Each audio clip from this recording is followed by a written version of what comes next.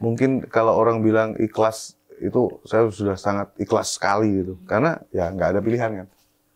Kalau nggak ada pilihan, sedangkan ya mungkin karena saya terbebani juga ya. Kan saya nggak hanya ngurusin David kan, saya harus ngurusin adiknya David, saya ngurusin istri, saya ngurusin orang tua. Kalau sampai hilang atau tertekan yang kebangetan, saya jadi nggak bisa mikir yang lain. Karena kan pada posisi itu saya harus menjadi middleman.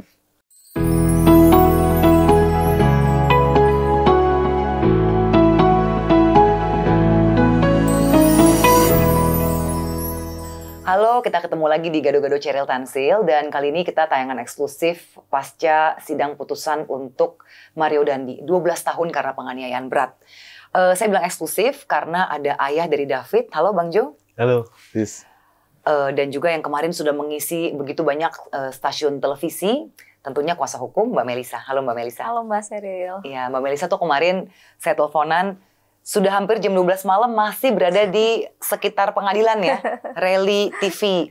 Tapi hari ini kita beruntung banget karena ayah David sendiri mau sharing seperti apa sih perjalanan keluarga. Karena jarang loh ini kita bisa melawan suatu kekuatan istilahnya tanda kutip pejabat ketika mereka main hakim sendiri. Nah kita sebagai rakyat biasa itu saya rasa ini terobosan hukum ya, menurut saya pribadi ya.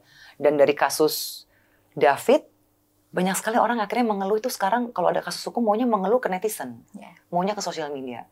Ya saya perkenalkan lagi, ini ada Bang Jo, ayahnya David, Mbak Melisa, thank you banget udah mau hadir di sini ya. Sama-sama. Iya, saya lihat mukanya lebih rileks nih. Kan terakhir saya itu ketemu waktu pertama kalinya saksi ya. Iya, di pengadilan negeri Jakarta. Masih tinggi itu, Tensinya masih tinggi. Itu saya mau ngejar Bang Jo aja udah ngilang langsung. Susah banget, sempat tapi kurang bagus lah itu, kita nggak maksimal, kita cuma pakai handphone buru-buru. Saya juga mengerti kan kekalutan keluarga ya, mesti segera membuat strategi, apalagi Mbak Melisa juga kerja keras banget waktu itu. Tapi hari ini udah relax. Gimana melihat putusan? Kan orang bilang banyak yang memberikan aplaus kepada hakim. Ya. Nah kalau dari keluarga dan kuasa hukum gimana? Yang pertama memang kita syukur alhamdulillah ini kan rally panjang ya. Sidangnya lama banget. Sidang perkara sederhana dengan sidang yang sangat lama. Kenapa sederhana ya? Di situ korban ada, saksi ada, barang bukti jelas. Dan semua fakta-fakta yang terkait sama hukum itu sudah terpenuhi sebenarnya. Tetapi seperti tadi si Cheryl sampaikan bahwa ada tanda kutip, ada kekuatan yang drama-dramanya itu gamblang banget ya di media, semua orang bisa lihat. Tentu saja kita yang mengalami juga 10 kali lipat kali ya ininya kena mental banget ya keluarga ya. Kena mental banget. Saya sama Melisa ini sering banget sampai larut malam hanya mempersiapkan nih besok mesti seperti apa yang menghadapi sidang yang seperti ini. Sampai saya pernah di puncak-puncaknya itu saya bilang sama Melisa, kayaknya efek jera ini bukan buat pelaku dan Mel, tapi buat korban. Karena benar-benar capek banget. Dan setelah penantian yang panjang itu juga support dari banyak teman-teman netizen dan media, itu luar biasa, benar-benar jadi jelas, perkaranya jadi jelas, dan alhamdulillah kemarin putusannya juga kami puas ya sebagai tim, kami puas karena belum pernah ada, mungkin ini sejarah banget. Sejarah ketika ada kasus penganiayaan dan divonis maksimal. Memang dari awal kami targetkan itu. Kenapa ya? Perkembangan dunia ya. Kalau kita ngomongin tentang deterrent effect itu, kasus penganiayaan itu hampir mirip sama kasus pelecehan seksual. Hampir nggak ada deterrent effect karena hukumannya itu ringan-ringan banget. Padahal efek ke korban itu kan seumur hidup. Itu yang kami apresiasi dari Majelis Hakim Pengadilan Negeri Jakarta Selatan. Luar biasa memang. Kami kemarin juga akhirnya bersyukur luar biasa ini. Akhirnya vonisnya bisa full seperti tuntutan. Ya, kalau Mbak Melisa, saya juga cukup kaget ya ternyata majelis hakimnya bisa independen dan membuat putusan maksimal. Nah, tapi kan ini ke depan masih ada proses banding. Ya. Nah, kalau dari kuasa hukum melihatnya gimana? Jadi kalau kita lihat di persidangan ya, secara utuh dari saksi dihadirkan, bukti, ahli, sampai putusan majelis hakim kemarin. Seluruh unsur-unsur pasal, ini pasalnya kan 355 ayat 1 terkait dengan penganiayaan berat terencana. Kemarin dalam putusan tuh detail sekali Mbak, disampaikan oleh majelis satu layer demi layer yang lainnya. Dari semua unsur terpenuhi secara sempurna. Unsur kesengajaan, perencanaan, mengakibatkan luka berat, dan lain sebagainya itu sudah utuh sekali kami melihat. Rasanya bahkan hakim sampaikan keseluruhan pembelaan daripada kuasa hukum terdakwa dalam pledoinya yang berkaitan dengan perbuatan itu diabaikan keseluruhan. Gitu. Artinya apa? Kami merasa sangat yakin mau dibawa sampai ke proses hukum yang manapun ini akan tetap terbukti maksimal. Hanya ya tadi seperti yang Mbak Tensil bilang bahwa hari gini orang tuh apa-apa ke media sosial. Saya melihatnya yang kita tahu kan aparat penegak hukum itu ada jaksa, polisi, hakim, pengacara ya kan kita ini termasuk penegak hukum. Ada satu lagi ternyata yang ternyata banyak orang perginya ke situ yaitu netizen. Media sosial itu jadi kayak aparat penegak hukum. Sehingga kami sendiri tentu sebagai kuasa hukum, keluarga apalagi masyarakat yang dari awal sudah mengawal proses ini tetap berkomitmen mengawal proses ini sampai di kasasi. Banyak selentingan-selentingan yang muncul di media sosial bahkan sudah 12 tahun pun seperti ada ketidakpercayaan, masih ada ketidakpercayaan seolah-olah hati-hati loh nanti diskon loh. Nanti ada diskon besar-besaran loh. 88, 99. Iya, ada diskon 99 nanti ketika sudah sampai di kasasi seperti yang putusan yang kemarin masyarakat. Jadi banyak lihat. komen-komen di sosmed khawatir seperti ini. Khawatir. Nah, Rata-rata tapi saya melihat ini justru baik ya. Ini menjadi kontrol bersama agar putusan ini selamat sampai putusannya ingkrah. Iya. Bang Jo sendiri merasa betul-betul terbantu oleh netizen? Wah, sangat. Ini cerita dari awal-awal ya. Awal-awal itu ketika kejadian kan kita bingung ya. Yang saya hadapi cuman kenapa anak saya jadi seperti ini. Karena memang kondisinya sangat-sangat buruk ya. Sampai udah maaf kayak orang meninggal gitu. Ngorok gitu kan dia. Saya nggak percaya kalau ini dipukulin.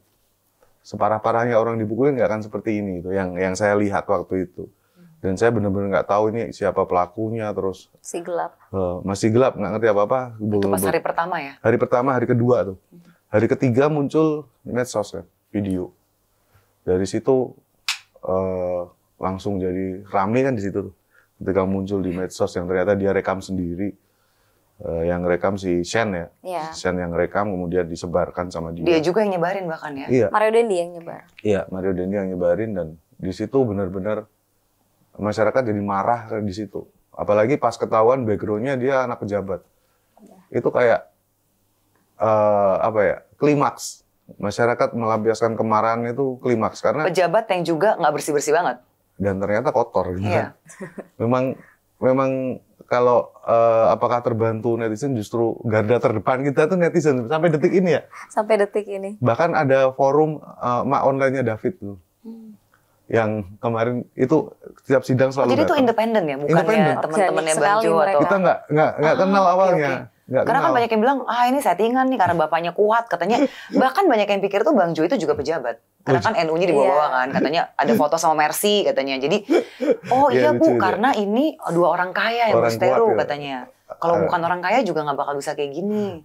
Ayahnya David bukan orang sembarangan gitu ya. Tapi dipakai sebagai sentilan juga ya. Kami melihat kuasa hukum memanfaatkan situasi publik yang demikian mengawal proses hukum David ini. Mereka sampaikan hakim jangan terkungkung dengan tekanan publik gitu. Seolah-olah putusan yang maksimal ini karena desakan publik. Padahal tidak. Publik hari ini itu meletakkan hukuman para pelaku penganiayaan yang keji ini tuh pada tempatnya. Kalau tidak dikawal dari awal, pada saat itu kalau tidak salah hanya penganiayaan biasa ya. Biasa. Gitu. Dari pelaporan di Polsek Pesanggerahan naik ke Polres Jakarta Selatan, anak orang sampai koma diletakkan dalam penganiayaan biasa. Juga nggak masuk berencana gitu ya? Tidak ada perencanaannya, sehingga publik hari ini itu bukan mendorong atau mengganggu independensi hakim, tidak. Tetapi menyingkirkan orang-orang yang berupaya merusak sistem kita. Gitu. Dalam perjalanan mencari keadilan ini, ada upaya-upaya merusak sistem yang dirasakan oleh keluarga dan kuasa hukum? Ada nggak intimidasi? Itu udah jadi fakta hukum malah ya? Fakta persidangan. Fakta persidangan. Yang tiba-tiba katanya asuransi dipersulit. Ya, itu kan waktu itu pas kita ketemu itu di PN Jaksel itu kan memang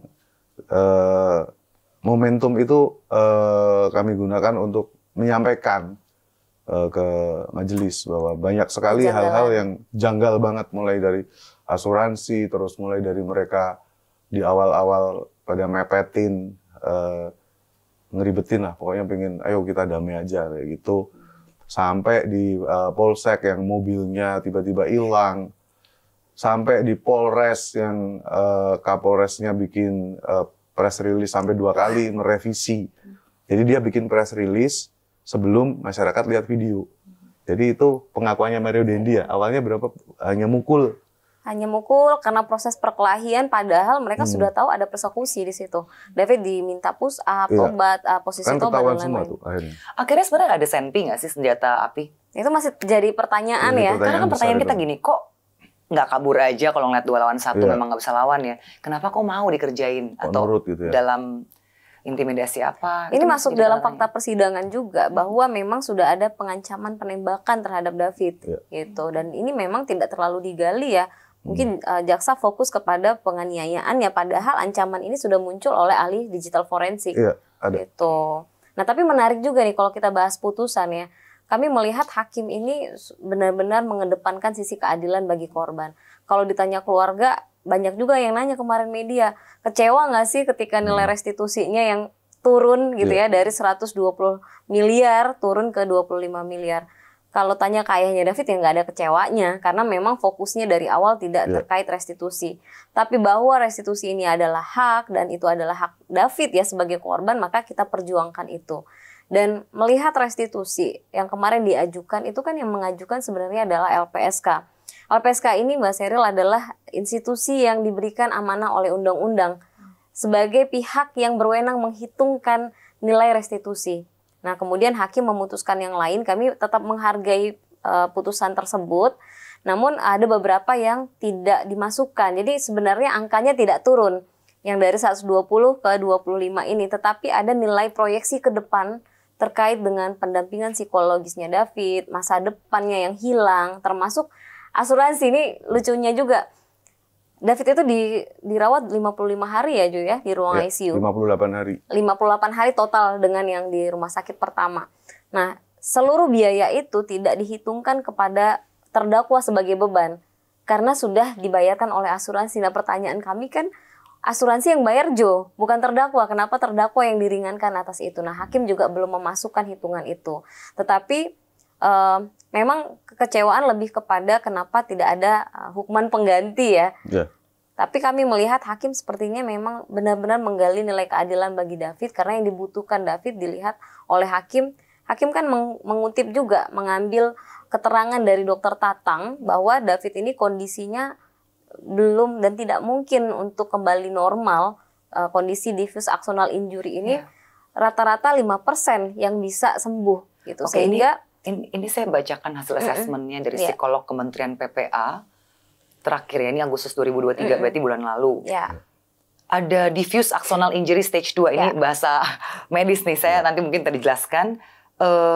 Beberapa poin dan yang dominan ada 2. Kemunduran perkembangan sosial emosional, kemunduran intelektual, efeknya mood swing, emosi sering eksplosif, usia emosional setara anak 5 tahun 8 bulan. Usia intelektual setara usia 8 tahun. Saya ini seorang ibu. Saya baca ini, ngilu ya. Gimana ya? Kalau bisa nangis gitu ya. Menurut saya 25 miliar ini nggak adil gitu loh. Ya. Tapi hakim tidak menutup kemungkinan untuk keluarga melakukan upaya perdata.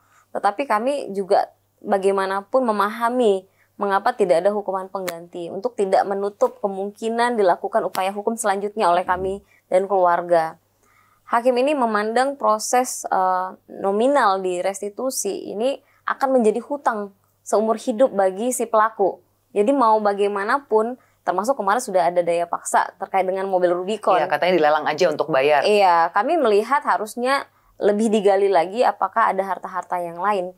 Kalau pengacaranya kan bilang sudah disita semua. Sementara KPK sampaikan ke kami tidak di seumur hidupnya juga semua hartanya disita. Ada tempus waktu gitu. Jadi kami akan mendalami ini untuk menggali lebih lanjut terkait dengan pemenuhan restitusi. Oh, jadi sampai Mbak Melisa udah cek ke KPK ya? Kita terkait pernah harta-harta diskusi, yang kita sudah pernah disita. diskusi dengan KPK dan KPK sampaikan saat itu waktu tempus pidana yang dibebankan kepada ayahnya terkait dugaan TPPU ini tuh dari 2012 ke 2022. Artinya ada harta-harta yang di luar itu yang dalam tanda kutip halal gitu ya. Sehingga itu sebenarnya bisa dicek apakah ada kepemilikan dan bisa dibebankan kepada biaya restitusi ini. Iya, iya. Kalau saya tuh juga yang mungkin publik awam ya, bukan ahli hukum, juga bertanya ketika hakim mengatakan kalau mau melanjutkan menggugat perdata terkait dengan restitusi ini. Tapi setahu saya ya, kita orang awam tuh perdata itu kan juga nggak gampang ya. Panjang prosesnya dan harus menunggu proses hukum ini ingkrah dulu. Iya. Itu aja udah satu hal. Tapi memang ada daya paksa di perdata, bisa minta dieksekusi sita, putusan serta merta. Jadi yang kemarin sebagainya. pidana putusan ini tidak ada daya paksa terkait restitusi ya? Itu yang kita cukup sesalkan ya. Hanya terkait Rubicon aja. Padahal yang lain masih bisa diupayakan untuk ada daya paksa. Tetapi apresiasi tadi kalau dilihat Mbak Sheryl, dalam sejarah restitusi sudah ada di Indonesia ini adalah nilai restitusi tertinggi. Gitu, 25 miliar itu adalah nilai restitusi tertinggi. Sebenarnya kami itu lebih kepada menunjukkan bahwa ada loh yang namanya restitusi yang layak diperjuangkan di Indonesia ini sebagai pengganti mengembalikan kondisi korban seperti sedia kala gitu. Sehingga apa?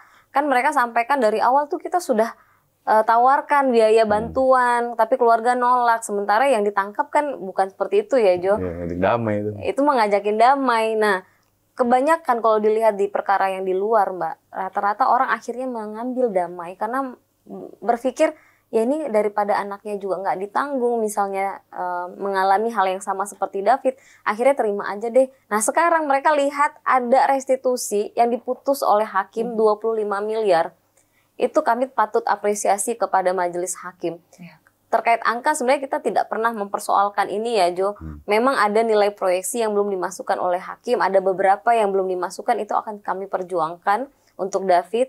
Tetapi hari ini sudah ada putusan restitusi senilai 25 M. Ya, terobosan lah. Terobosan, ini terobosan. Ya. Kalau dari Bang Jo sendiri, gimana nih ke depannya? Karena kan ternyata gitu ketok palu 25 M, belum tentu duitnya langsung cair ke rekening Bang Jo dan keluarga ya. Sementara David ini mundur sekali dari segi kemampuan sosialnya. Dan udah SMA harusnya, udah bentar lagi mau kuliah. Ya. Ternyata kan masa depannya jadi seperti ini. Jadi kalau dari hasil asesmen tadi, kalau penggambaran secara mudahnya, kita mengetahui secara mudahnya itu, jadi dia tuh seorang remaja dengan casing 17 tahun, tapi tingkah lakunya kayak anak 5 tahun.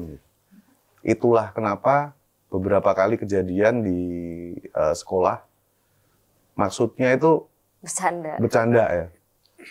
Kalau bercandanya anak SMA itu kan paling cuman ceng-cengan biasa gitu. Iya. Kalau dia bener-bener kayak anak kecil, fisik. Jadi temennya beberapa kali kemarin ada yang sampai jatuh karena didorong. David kan gede banget tuh, kalau dibandingin temen-temennya tuh temennya lebih kecil-kecil gitu. Didorong jatuh beneran. Dan dia menganggap itu bercanda. Temennya kan bete ya. Kok bercandanya begini gitu. Terus mamanya juga pernah. Padahal teman-teman yang sebelumnya juga kenal dia kenal. ya. Tapi memaklumi. Mamanya kemarin belum lama ini sampai pipinya sebelah kiri itu luka sobek. Ini bukan bagian dari trauma di bawah alam bawah sadar ya? Ketika dia pernah. Memang karena trauma tersebut menyebabkan adanya regression. Jadi maksudnya dia cuma mau bercanda sama mamanya, turun dari mobil terus pengen nyubit, tapi kan tangannya gede.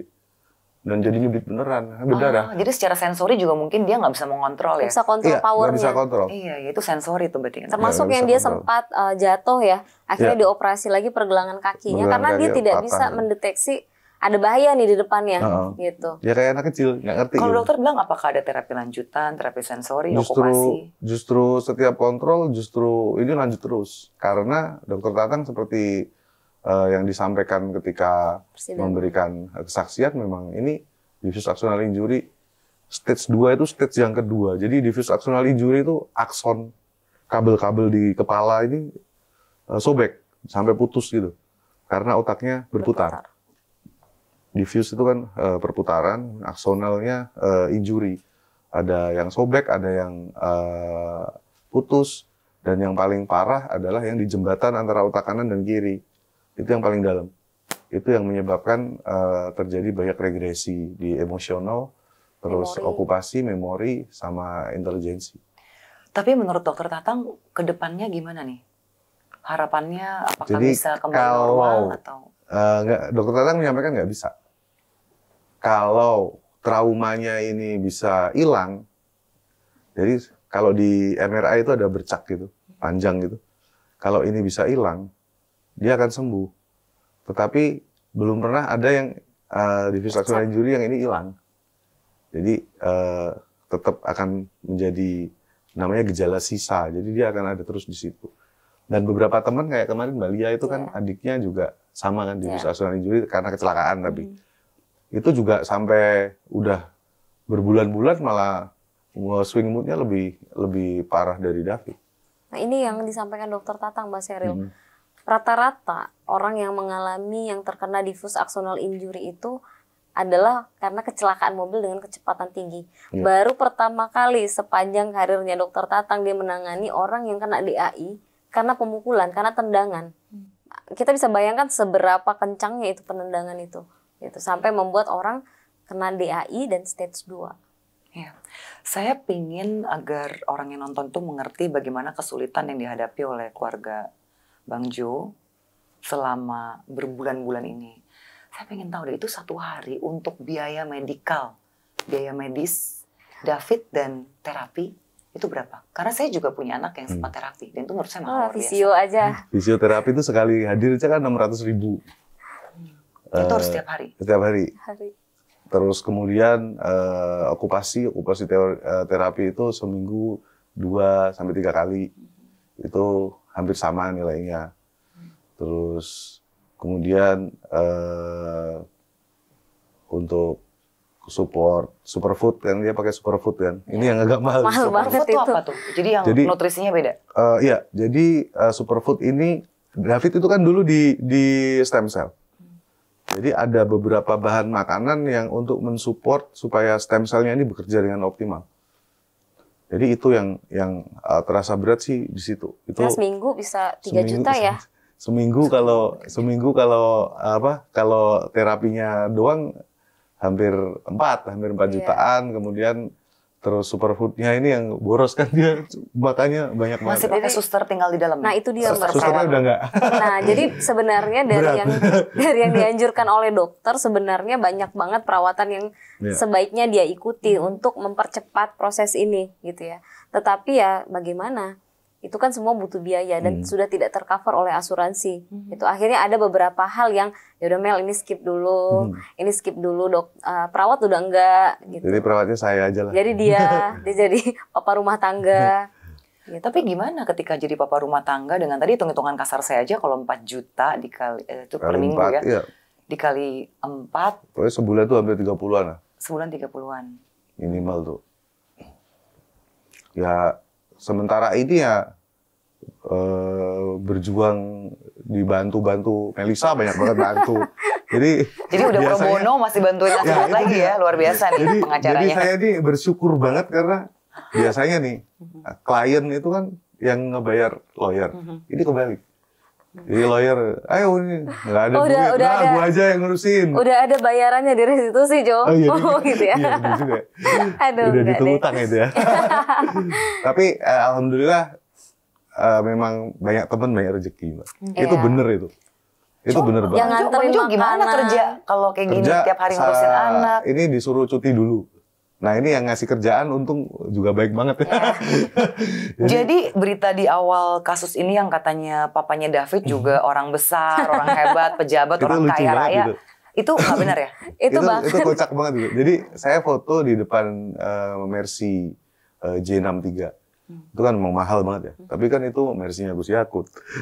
Saya kan foto di depan mobilnya Gus Yakut, tiba-tiba Yang sekarang jadi Menteri Agama ya? iya, rame di YouTube waktu itu.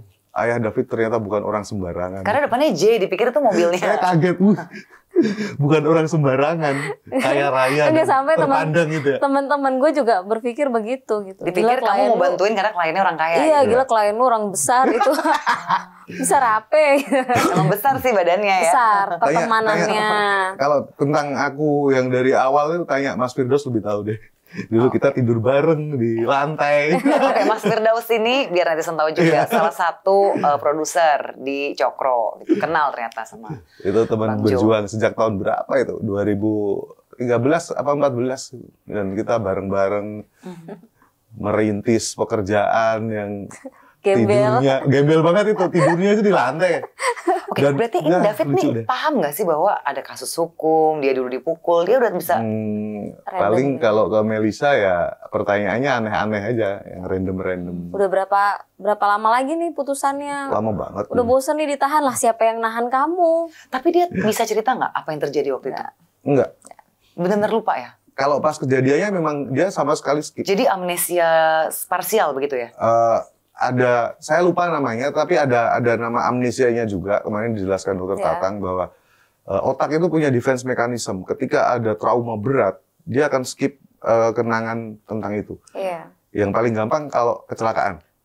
Kecelakaan berat, cedera otak, itu rata-rata 90% yang mengalami itu ketika ditanya kecelakaannya bagaimana, lupa.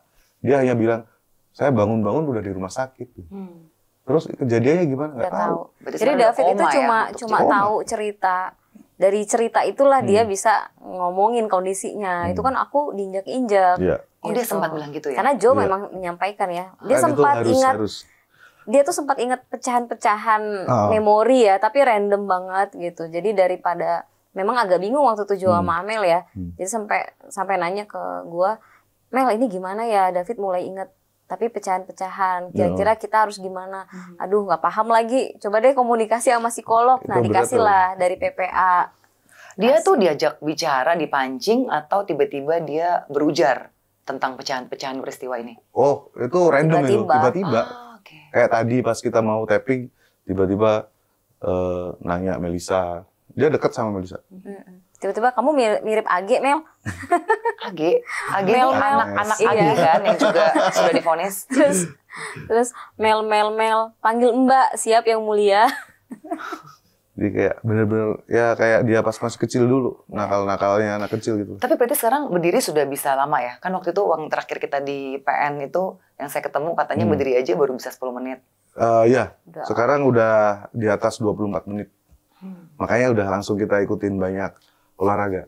Karena menurut dokter rangsangan-rangsangan motorik ini akan membantu kognitif. Karena di situ ada sebuah pola, ada sebuah sistem. Nah, kayak sekolah ini kan sebenarnya membiasakan dia bangun pagi aja sebenarnya. Dia pergi sekolah ini mah. Oh, aku punya kewajiban tiap pagi tuh bangun gitu. Itu. Iya, saya Cuma sih ada yang mendoakan menarik nih, Mbak, terbaik ya sebelum buat dia. lanjut. Gimana? Kita sempat ngobrol berdua. Terus si Joe bilang, Mel, nggak normal ini David udah gitu. Tapi kalau dipikir-pikir, siapa juga ya yang normal ya? Gue juga nggak normal. Iya ya, kita juga nggak normal Kita nih ya. nggak Jadi ada yang udahlah normal. biarin aja gitu. Cuma menarik ya, karena gini loh. Udah sampai di titik itu. Aku tuh menariknya waktu pertama kali jenguk ke rumah sakit, itu Joe itu udah nggak nangis sama sekali.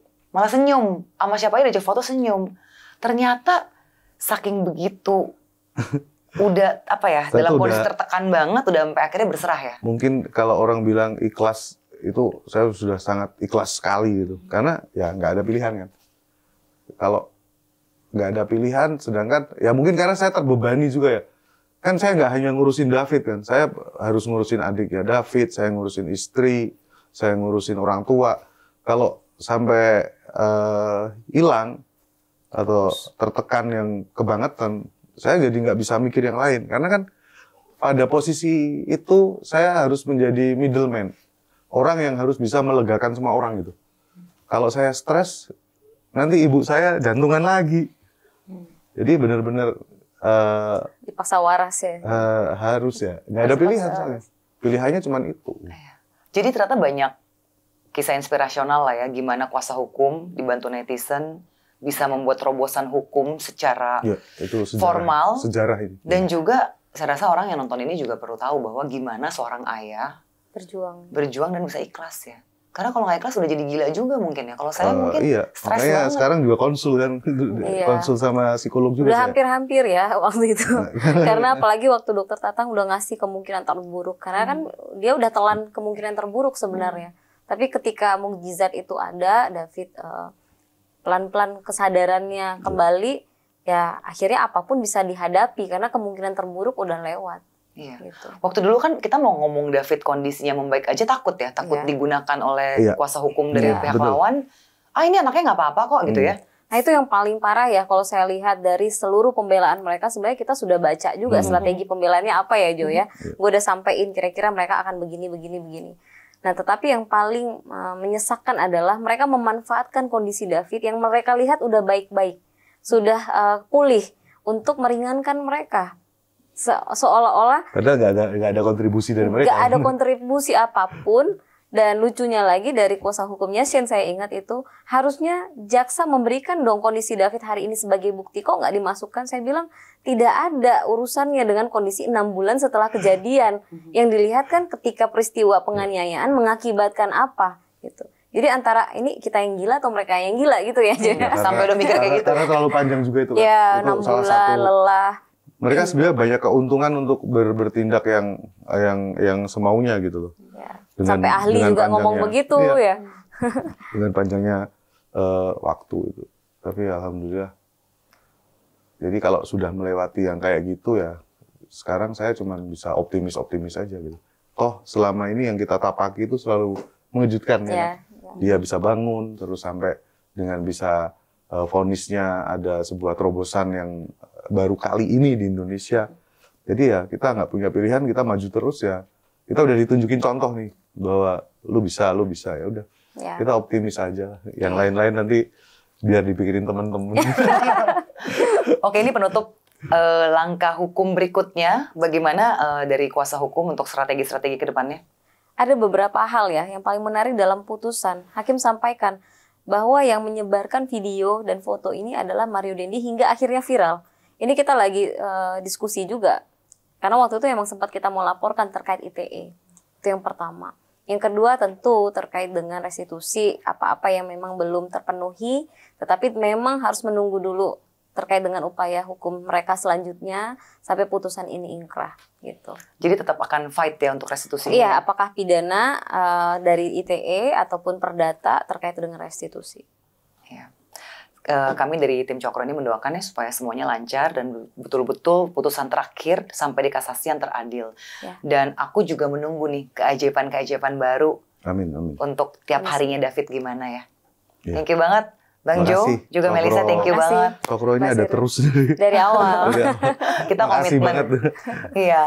Oke, thank you yang udah nonton. Kita kawal bersama ya, karena masih panjang restitusi, belum ditransfer Rp1 pun. Kita harus kawal bareng-bareng, ini perjuangan netizen sama-sama. Saya Cheryl Tansil, sampai jumpa.